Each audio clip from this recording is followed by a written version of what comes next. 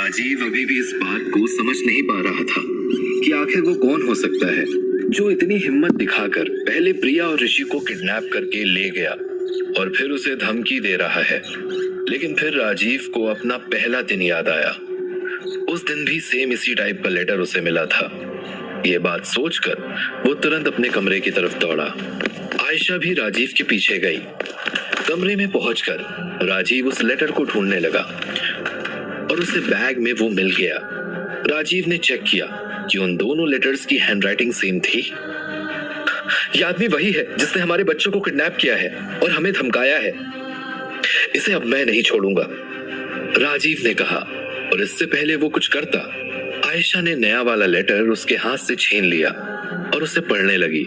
Letter पढ़ते ही उसकी आंखें चौड़ी हो गईं और अगले ही पल वो जमीन पर गिर गई। राजीव ने उसे संभालते हुए खड़ा किया। ये सब मेरी गलती है। न मैं उस आदमी के साथ इन्वॉल्व होती, न तुम उसे देखते, न वो यहाँ आता और न ही तुम बच्चों को घर से बाहर भेजते। मैं एक बहुत ही बुरी माँ हूँ। मुझे माँ होने का हक ही नहीं है। मुझे अपने आप को मार देना चाहिए। आयशा इतना कहकर अपने आप को जोर जोर से थप्पड़ मारने लगी। राजीव को समझ आ रहा था कि भले ही वो आयशा पर कितना भी गुस्सा क्यों ना हो, उसे बच्चों से बहुत प्यार था और उन्हें ढूंढने के लिए उसे सब कुछ करना ही था। यही बात सोचकर उसने आयशा का हाथ पकड़ा, उसे उठाकर बेड पर लेटाया और बहुत टाइम बाद उसके इतना करीब होते हुए कहा, तुम चिंता मत करो आयशा, तुम एक अच्छी माँ हो। मैं इस बात को साबित करके रहूंगा और अपने बच्चों को सही सलामत वापस तुम्हारे पास लेकर आ जाऊंगा, चाहे फिर मुझे कुछ भी क्यों ना करना पड़े। राजीव ने तब आयशा के फोरहेड पर एक किस किया और फिर वो कमरे से बाहर निकलने लगा। तब आयशा ने उससे कहा, अपना ध्यान रखना राजीव। मुझे मेरे बच्चों के साथ साथ मेरा पति भी सही सलामत वापस चाहिए। राजीव ने बहुत टाइम बाद आयशा को इतने प्यार से बोलते हुए सुना था और उसने एक पल के लिए सोचा कि अब शायद सब नॉर्मल हो जाएगा। यही बात सोचकर वो वहां से बाहर निकल गया और फिर पैसों के लिए एक बैग तैयार करने लगा। उसने अपने सारे पैसे बैग में डाल लिए। उसे अब किसी चीज की परवाह नहीं थी, वो बस अपने बच्चों को बचाना चाहता था। ये सब करने में उसे रात के 12:30 बज गए और तब वो अपने मिशन पर निकला।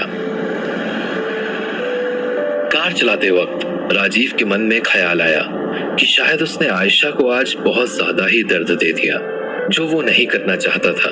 बार बार उसके सामने बस आयशा का रोता हुआ चेहरा घूम रहा था और तब राजीव ने सोचा कि अब जब वो प्रिया और ऋषि को घर लेकर आ जाएगा तो उनके साथ एक नई जिंदगी शुरू करेगा। बहुत हो गया ये पैसे के पीछे भागने का खेल। इसके चक्कर में वो अपने परिवार को खोना नहीं चाहता था और इसलिए वो चीजों को जल्दी से नॉर्मल करना चाहता था। कुछ ही देर में राजीव अपनी डेस्टिनेशन पर पहुंच गया। रात का सन्नाटा हर जगह फैला हुआ था और एक भी आदमी उसे दिख नहीं रहा था। वो कार से बाहर निकला और आसपास देखने लगा, जहां बस जंगल था और ठंड की वजह से कोहरे में कुछ भी साफ नहीं दिख रहा था। राजीव को लगा कि उस पर कहीं से भी हमला हो सकता है, इसलिए उसने अपने पीछे से एक गन को निकालने के बारे में सोचा। लेकिन तभी उसे सामने से एक कार आती हुई दिखी जो उससे कुछ दूर पर रुकी।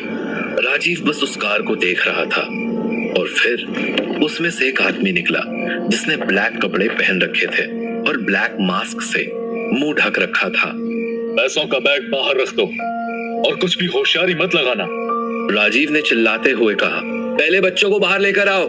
उसकी बात सुनकर वो आदमी मुड़ा और कार का गेट खोलकर उसने प्रिया और ऋषि को बाहर निकाला।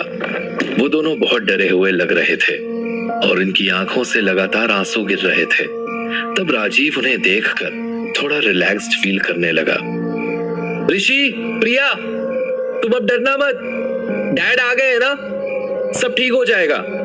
बस थोड़ी देर में ही हम सब घर चलेंगे। ज्यादा होशियार मत बन। बच्चे तेरे पास तभी आएंगे जब तू पैसों का बैग मुझे देगा। अब मैं वापस नहीं बोलूंगा, पैसा निकाल। राजीव को गुस्सा आ रहा था, लेकिन उसने कुछ कहा नहीं। और पलटकर कार के ट्रंक में से 2 बैग निकालकर उस आदमी की तरफ फेंक दिया। बैग मिलते ही वो आदमी उनकी तरफ लपका और तब ऋषि और प्रिया भागते हुए राजीव के पास आ गए। राजीव ने उन दोनों को गले लगाया। आई एम सॉरी बेटा, मेरे कहने पर ही तुम दोनों बाहर गए थे और फिर सारी चीजें बिगड़ गईं। डैडी को माफ कर दो, आगे से मैं कभी ऐसा नहीं करूंगा। राजीव ने इतना कहकर उन दोनों को उठाया और फिर कार की बैक सीट पर बैठा दिया। तब राजीव पलटा और उसने देखा कि उस आदमी ने पैसे अपनी कार में रख लिए हैं और वो जाने के लिए तैयार है।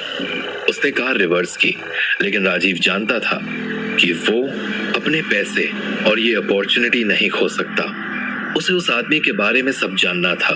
वो कौन है, ये सब क्यों कर रहा है और वो अब क्या करने वाला है। यही बात सोचकर राजीव ने तुरंत अपनी गन निकाली और उस आदमी के कार के टायर पर शूट कर दिया। कार अपनी जगह पर रुक गई और तब उस आदमी ने देखा कि राजीव उसकी तरफ ही भागकर आ रहा है। उसने फौरन अपनी कार का गेट खोला और वो जंगल की तरफ भागने लगा। राजीव उसके पीछे भागा।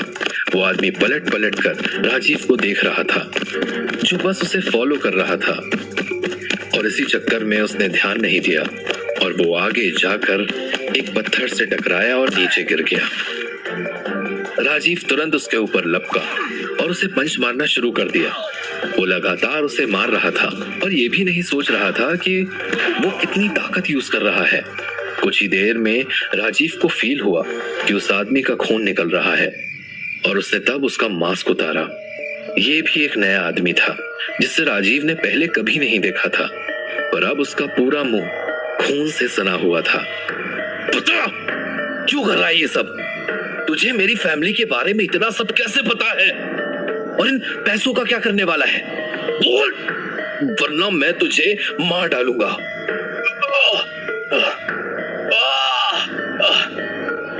बताता हूँ, सब बताता हूँ, बस मुझे मारना मत। ये सब मैं तुम्हारी बीवी आयशा के कहने पर ही कर रहा हूँ। झूठ बोलता है, रुक, ऐसे नहीं मानेगा तू। इतना कहकर राजीव ने फिर उसे मारना शुरू कर दिया। वो आदमी कुछ नहीं कर पा रहा था।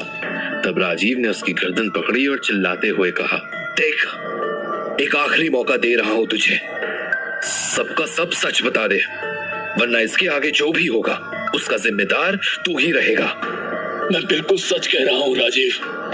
आयशा ने ही मुझे यहाँ ये सब करने के लिए कहा था। हमारी हर प्रॉब्लम के पीछे वही है। मैं इंदौर से हूँ। उसने पहले मुझसे तेरे लिए एक धमकी भरा लेटर लिखवाया और फिर तुझ पे नजर रखने को कहा। उस दिन तेरी और उसकी बात की पूरी रिकॉर्डिंग भी उसने मुझे भेजी थी, जिसमें तूने ये बताया था कि पैसा कहाँ से आया है और कितना है।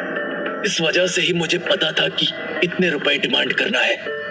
कल उसने मुझे कहा कि मैं तेरे बच्चों को किडनैप कर लूं और फिर हम दोनों यहाँ से भाग जाएंगे, लेकिन तूने मुझे पकड़ लिया और आयशा ने भी पूरे दिन से मुझे कॉल नहीं किया। एक और बात, जिस पुलिस वाले के साथ तू रहता है ना, उसे भी तेरी लोकेशन आयशा ने ही बताई थी और इसलिए वो तुझे फॉलो करते हुए यहाँ तक आया है। ये सब आयशा ही प्लान कर रही थी। तो सोच वो कितना नीचे गिर सकती है कि उसने पैसों के लिए अपने ही बच्चों को किडनैप करवा लिया। राजीव ने जब ये सुना तो उसे अपने कानों पर विश्वास नहीं हुआ। वो उस आदमी को छोड़कर खड़ा हुआ और सोचने लगा कि क्या इन सब पर उसे विश्वास करना चाहिए। वो यही सोच रहा था, तब उस आदमी ने कहा, राजीव, तू अपने पैसे ले ले और मुझे जाने दे, पर एक बात ध्यान रखना कि अपने पैसों और बच्चों के साथ वापस उस औरत के पास मत जाना, नहीं तो सब कुछ बर्बाद हो जाएगा। तू इतना इसके पहले कि वो आदमी अपनी बात कंप्लीट करता, राजीव ने उसे शूट कर दिया और वो वहीं मर गया। राजीव को किसी से भी ये सुनना बिल्कुल पसंद नहीं था कि वो क्या कर सकता है और क्या नहीं। वो अपने दिमाग में प्लानिंग शुरू कर चुका था। तब उसने उस आदमी की बॉडी को उठाया और ले जाकर उसे उसकी कार में बैठाया। फिर राजीव ने अपनी कार में से पेट्रोल का कैन निकाला और उस गाड़ी पर छिड़कने लगा। और जब राजीव ने पूरा पेट्रोल छिड़क दिया तब उसने अपनी जेब में से लाइटर निकाला और कार को आग लगा दी। फिर वो अपनी कार में बैठा और वहां से निकल गया। राजीव कार चलाते हुए चुप था और अपनी आगे की प्लानिंग कर रहा था, लेकिन प्रिया और ऋषि बहुत थके हुए थे। तब प्रिया ने पूछा, डैड, हम घर कब तक पहुंचेंगे? मुझे मॉम की बहुत याद आ रही है। हम अभी कहीं और जा रहे हैं बेटा। क्या मॉम वहाँ है डैड? नहीं, तुम्हारी मॉम अभी कहीं और है। हम एक नई जगह जा रहे हैं, सिर्फ 1-2 दिन के लिए। फिर मैं तुम्हें एक अच्छी जगह लेके जाऊंगा जहां मॉम भी होंगी। राजीव की बात सुनकर उन दोनों के चेहरे पर स्माइल आ गई और तब राजीव ने कार को मीनाक्षी के घर के रास्ते पर मोड़ लिया।